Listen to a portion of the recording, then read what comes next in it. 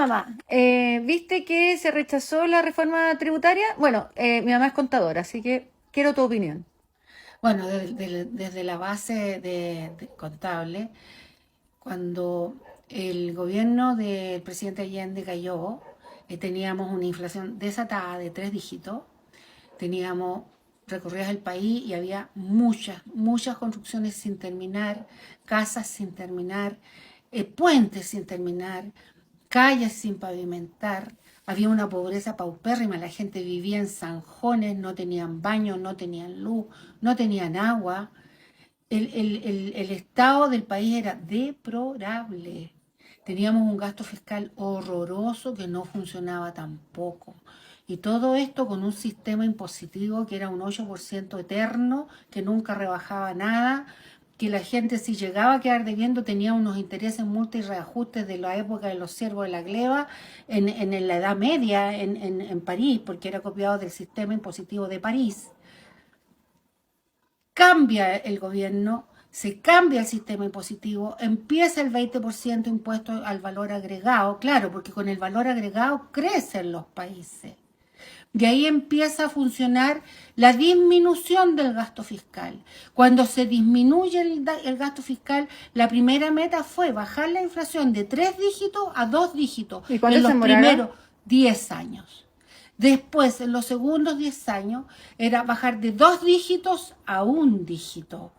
Y eso teníamos cuando salió este gobierno. Inmediatamente subimos la inflación a 2 dígitos otra vez. Se detuvo la inversión extranjera, se detuvo el gasto público, se empezó a aumentar y además de eso a nuestro presidente actual se le ocurrió como fórmula mágica dejar de hacer obras públicas, cuando la obra pública es la que genera empleo y genera muchas cosas para la economía. Dejaron de hacer operaciones de mantenimiento, estamos con basura por todas partes.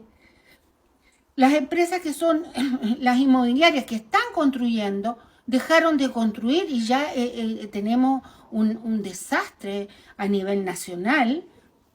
Primero por la pandemia, 3 años sin producción normal. Segundo, este incendio desastroso que va a traer un azote en el invierno tremendo.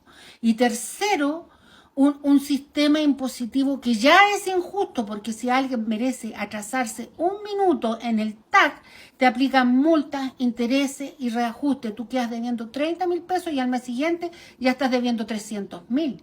Y a los 2 meses te vuelven a aplicar multa, interés y reajuste y de la nada misma y la cosa en una, después estás debiendo 1 millón, 2 millones. Señora Carolina Toa, su papá se suicidó por la presión política. Usted sabe lo que significa eso. Por favor, detenga el abuso al pueblo. ¿Hasta cuándo abusan con el pueblo? ¿Cómo se les ocurre querer una reforma solamente porque el presidente se le ocurre que tiene que cumplir con su palabra? Su palabra la dio antes que pasaran todos estos desastres, primero. Y segundo, en ningún país del mundo han funcionado estas cosas.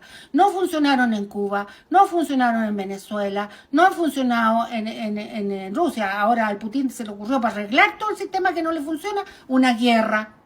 Entonces no, así no vamos a salir adelante.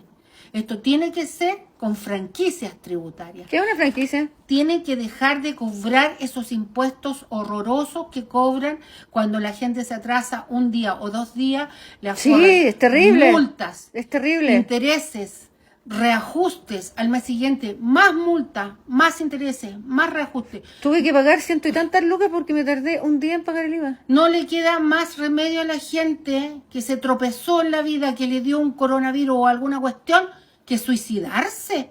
Porque ya son unas fórmulas de cobranza que no son de este No, siglo, son terribles. ni siquiera del siglo pasado.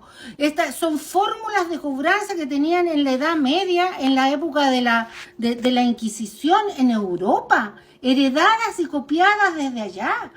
Córtenla, pónganse en onda como lo que corresponde hoy día a un país moderno. No más presionen al pueblo. No, y todo indica que hay que hacer como autogestión, empresas, micro, pyme y todo. Cuando hay problemas de cesantía, la gente tiene que crearse sus propios negocios. Y con estas políticas finalmente onda, no te dan ganas de hacer nada, po. Tiene que fomentar el ingreso de las pymes, tienen que fomentar y tienen que hacer un perdonazo, tienen que permitir que las pymes se blanqueen, que se blanqueen en DICOM, que la gente está destruida. Para poder levantarse, po. Entiendan eso.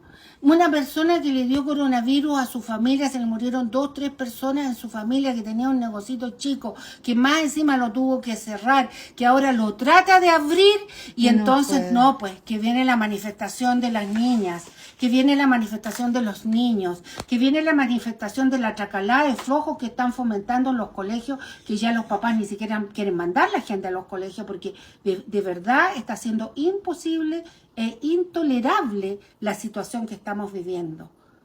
La función de ustedes es ordenar el país, dar tranquilidad, dar paz. Y no, y exprimir a la gente en un momento en que está ahí equilibrar. mal. ¿Cómo se les ocurre en esta situación?